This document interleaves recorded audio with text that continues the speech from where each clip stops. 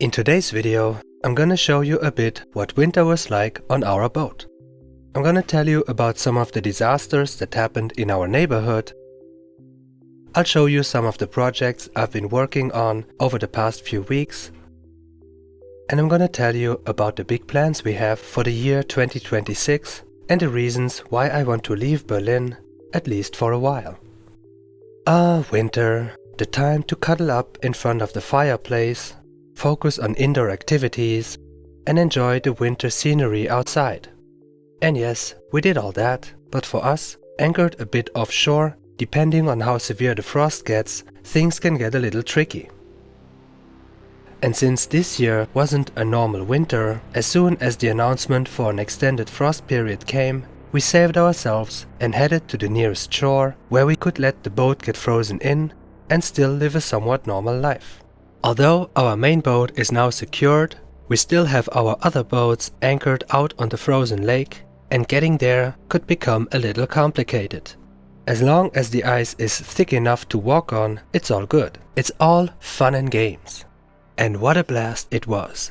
For weeks on end, it was possible to walk, ice skate, and do all kinds of other activities right on the ice. And so, for most of this winter, we were able to just walk over to the other boats, do our regular checks, and see how everything was holding up against the freezing temperatures. But of course, the winter preparation started earlier when I winterized my first boat by blowing out the water system with compressed air. And crucially, I made sure the only seacock was properly closed. And like that, for a short time, our lives were back in balance. Everyone was enjoying the good side of winter. What could possibly go wrong? Well, the situation changes as soon as temperatures rise above freezing level and then just hover around at that point. So the ice never fully melts, but it also never becomes stable enough to walk on again. In that case, anchoring off the shore can become a logistical nightmare, and even life-endangering. For us on the boat, life didn't change that much, as my boat is perfectly suited to withstand temperatures of -10 degrees Celsius and below. However, the one thing we have to watch out for is that our furnace doesn't turn off. Because it's a pellet furnace, it means we have to clean it twice a day and of course keep feeding it pellets. But as long as we do that, it can actually run non-stop. It also means I have to keep the pellets coming, in total about 3 metric tons for a good winter like this year's. That's around 200 bags of 15 kilos each. And so yeah, this is how we manage to keep the boat warm and stay out of trouble. Some of our neighbors, however, learned the hard way what winter can do to a boat that isn't properly winterized. Expanding ice can damage seacocks. Then, as soon as temperatures rise, the boat starts to take on water. This happened to the tugboat which I used to own.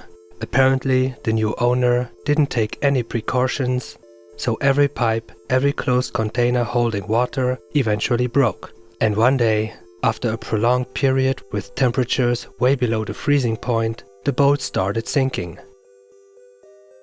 Luckily, it happened in an area with very shallow ground, and a group of heroes from our neighborhood ventured onto the ice, equipped with a motor pump, under great risk of bodily harm, and after long hours in the freezing cold, they managed to get her floating again.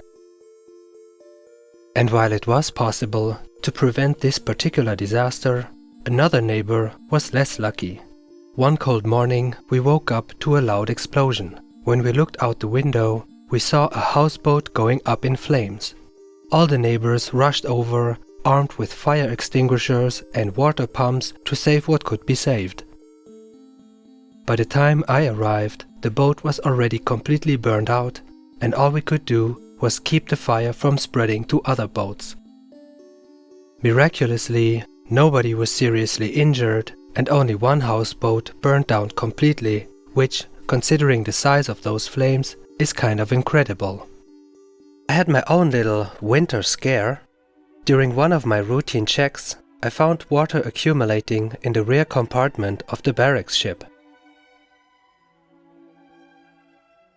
This was the first time in 18 months of owning this boat that there was any water in that compartment. So of course, my first thought was that the ice crushed the side of the boat and now we're taking on water. After I pulled out the remaining junk from the previous owners and cleared out most of the water, I found, to my huge relief, a soft spot on the wall separating that compartment from the rest of the boat.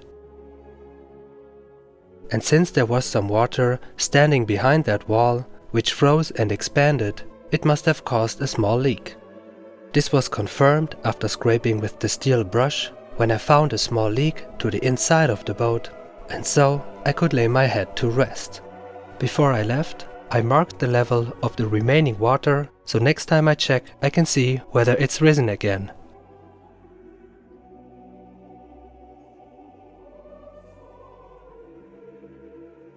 Even though I was spared from major disaster, with boats sinking and burning down left and right, not just this winter, but in the months and years before, you can imagine that most people watching all this unfold are fed up with the general situation on the Berlin waters. And please excuse me for steering off topic from the boat building stuff here, but I have to mention this so you can understand what led me to the decision to leave Berlin at some point in the future. Now, as a response to the general public's growing discontent, there is an intensified police presence and the number of controls and fines being handed out to water inhabitants has greatly increased.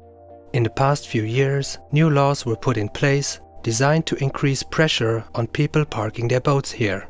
This definitely contributed to the slow deterioration of the easygoingness of our existence here on the water. To me, that's a sign that it's time to leave. I have to say though, that when I first arrived, it was perfectly legal to park your boat in this area without any restrictions whatsoever. But because the system got abused too much and disasters like the ones I mentioned before kept piling up, the party is now being shut down for everyone. To give you an example, one of the newer rules dictates that every anchored boat must have a skipper present at all times. At the same time, it's not actually allowed to live on a boat while anchoring here. Eventually, this turns into a bit of a legal conundrum, and honestly, it doesn't sit right with me at all. I didn't come here to become some kind of a freedom fighter on the water, so it's time to clear the air and leave Berlin, at least for a while. That's why I'm currently selling off everything I can't bring with me, all the smaller boats, and sadly, my barracks ship. I'm trying to keep my first boat by putting it in the care of a trusted friend. But overall, life as we knew it here is soon to be over. For our upcoming travels, we need to get our main boat ready. First and foremost, I need to get the outboard motors serviced to make sure they can run another 1,000 hours without incident. Exactly how I'm going to do that isn't clear, but I'll be sure to keep you posted. It would also be nice to have a roof above the helm, so I have at least some shelter from the northern German weather, which tends to be more on the wet side. And here too, I'll let you know how I'll deal with that. Once we're on our way, we might not be able to find a marina at all times to empty the Blackwater tank, so I got a certified mini sewage system for yachts made by a renowned German manufacturer. Initially, my plan was to build a simple sewage system myself, but after doing some research, I quickly realized that getting it properly fine-tuned to the point where the water can actually be treated and safely discharged back into the rivers was way out of my reach. So the only reasonable thing to do was to go for a certified solution built by professionals, and so that's what we got. And finally, for any big trip, it makes sense to have a backup power supply in the form of a generator.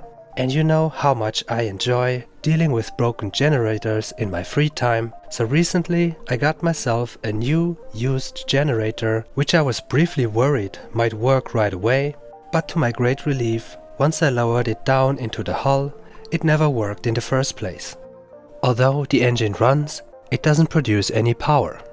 So I've had weeks of entertainment so far, and to this day, after dozens of hours of troubleshooting, I never got it to work, and I decided to give up and have a professional look over it. And on these topics too, I will keep you posted. And with that, thanks for watching and see you in the next video. Remember to use Boat55 to get 55% off your first month at Scentbird.